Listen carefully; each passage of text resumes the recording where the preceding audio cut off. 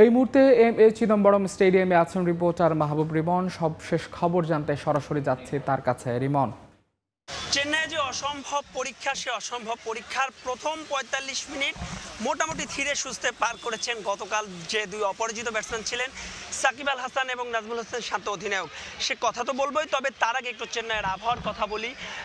এই মুহূর্তে কিন্তু চেন্নাইয়ের আকাশ কিন্তু সকাল থেকে গোমরা। গতকাল রাতে কিন্তু বেশ খানিকটা সময় বৃষ্টি হয়েছে, গুড়ি গুড়ি বৃষ্টি হয়েছে আজ সকালেও, এবং আবহাওয়ার পূর্বাভাস বলছে আজও কিন্তু দুপুরের পর মুষলধারে বৃষ্টির সম্ভাবনা রয়েছে। সব মিলিয়ে আসলে এই টেস্টের ভাগ্যে কি আছে সেটা তো ইতিমধ্যেই লেখা হয়ে গেছে। তবে বাংলাদেশের সামনে এখন পর্যন্ত যে সম্ভাবনা রয়েছে সেই সম্ভাবনার নাম কিন্তু বৃষ্টি।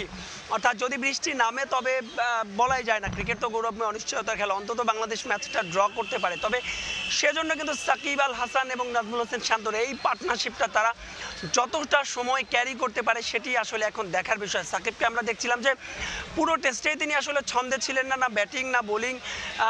বোলিংয়ে তো প্রথম ইনিংসে ৮ ওভার করেছিলেন, দ্বিতীয় ইনিংসে তিনি ১৩ ওভার করেছেন, কোনোটাতে তিনি উইকেট পাননি। ব্যাটিংয়ে প্রথম ইনিংসে একটা ৩০ ঊর্ধ্ব ইনিংস খেললেও তিনি পুরোটা সময় অস্বস্তি ছিলেন। আজও কিন্তু সাকিবের যে অস্বস্তি, সে অস্বস্তি দীর্ঘ হয়েছে। বিশেষ করে সিরাজের করা একটা বল তার আঙুলে এসে আঘাত করেছে। জানেন যে সাকিবের কিন্তু গেল ওয়ানডে যে বিশ্বকাপ হয়েছিল, সেই বিশ্বকাপের সময় তার শ্রীলঙ্কার বিপক্ষে ম্যাচে তার আঙুলে একটা সার্জারি করা হয়েছিল।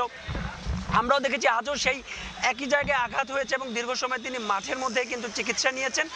এখন পর্যন্ত সাকিব ব্যাট করছেন।